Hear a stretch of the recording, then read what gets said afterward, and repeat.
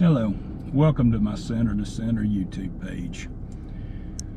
I'm coming to you today. Hadn't made a video in a very long time. I've been disobedient to what God had called me to do, and it's really affected my relationship with Him. So today I step out in obedience to make a video to do what I believe God has called me to do. And I'm going to tell you, disobedience is a funny thing. It really affects your relationship with God, especially when you're willfully disobedient. And I've been willfully disobedient. I've been willingly disobedient because I thought I knew better than God. I don't see what point there is in me doing this. I don't feel that I do it well. I'm not a preacher. I'm a working guy. I go to work every day and work. And I feel like, that's how I take care of my family. That's what I'm supposed to be doing. But God has called me to something else. And through a series of events in my life, I've come back to this place, and I'm going to begin to be obedient to God. I do not know what He has in place, what He has in store, what my life holds, or how long I'll be here for that matter. I don't have the answers to none of that, but I'm going to take it on faith and do what I think is obedient to God and what He's calling me to do. So today I'm going to tell you a little story. I'm going to catch you up on my life. As most of you know, I was diagnosed with pancreatic cancer 3.5 years ago. Went through surgery, had chemo, done really well. God blessed me through it all. My surgery, they said I'd be out of work 6 to 8 weeks. I was out of work 2, wanted to go back. They sent me back in 3. The chemo never made me sick. I never lost any days, no sick leave to it. So I figured God had worked a great miracle in my life and healed me of cancer, and I was done with it. And I held that belief till here about 3 months ago when I went to the cancer center for tests, and my tumor markers were way up. And I realized my cancer had come back, and it really took the air from my cells. It really took my faith, my hope, my belief in God. It took it away. I really believed that I was done with it, and here cancer is back, and it really threw a kink in my life and what I expected of God through my human eyes. But today's story is about a man named Rick, and how knowing Rick turned my life around and put me back on the correct path.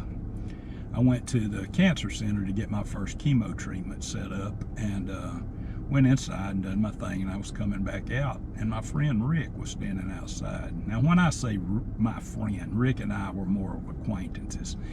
His wife was our accountant and my wife's friend. I sat and talked to Rick 10-15 minutes twice a year, and that's the most we knew of each other. But on this day, I would learn more about Rick than I ever knew, and I'd want to be more like Rick than I ever knew.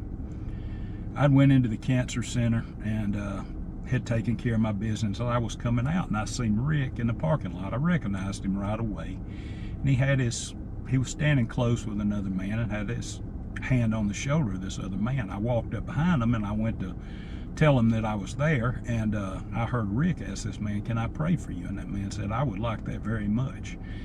And they didn't know I was there, but I bowed my head to be in agreement with his prayer, and Rick prayed for the healing of this man. He prayed that this man would be healed, and that his cancer would be healed, and that the chemo would work. And he shook this man's hand, and they went on their way. Well, I spoke to Rick, and Rick and I stood and talked at length for probably 30 minutes. And the whole time I was just so under conviction by God. I was feeling so sorry for myself. And this is Rick's situation as of meeting that day. I had 2 weeks ago went to his wife's funeral, where he had put his wife had succumbed to liver failure, which she had had for years, and he had buried her 2 weeks before. 2 years before that, I went to Rick's son, who committed suicide's funeral. Rick that day had been in a chemo chair for 4 hours, and he was carrying a pump that he would be infused with chemo for the next 48 hours. Rick is also on his second cancer battle, and Rick will succumb to cancer unless God intervenes. He's tells me that his chemo is life extending, not life saving. So that's Rick's situation. But in all Rick has gone through, all Rick is having to go through, Rick is out serving God. And I was just so convicted, and I realized at that point that it don't matter what's going on in your life. God is sovereign in your life. I have no idea how long I'll be here, no idea. I'm just like everybody else. You may leave home tonight and not ever be back. You may leave home for work the next morning and never be back. We're all live under that curse, and I'm under it too. I don't know how long God's going to keep me here, but through Rick that day and through his selfless devotion to God, regardless of what's going on in his life, the situations around him, Rick was following God, doing what God commanded him to do. His being faithful. I asked Rick as we got ready to go our separate ways, who was that guy? He said, I don't know. Just met him in the parking lot. I felt led by God to pray for this man, and I went and asked him, could I pray for him? And I said, well, Rick, that is just wonderful. And as we went our separate ways, I went to my car, Rick went to his.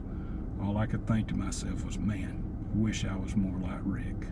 So today, I step out in obedience to do the things that make no sense to me through human eyes, which God may use to show to 1 million people, may use to show one. I have no idea. My job is to be obedient. Your job is to be obedient. Leave everything else to the sovereignty of the wonderful, gracious creator of everything you see, God. So thank you for hearing me today. Thank you for listening. And as always, love God and each other.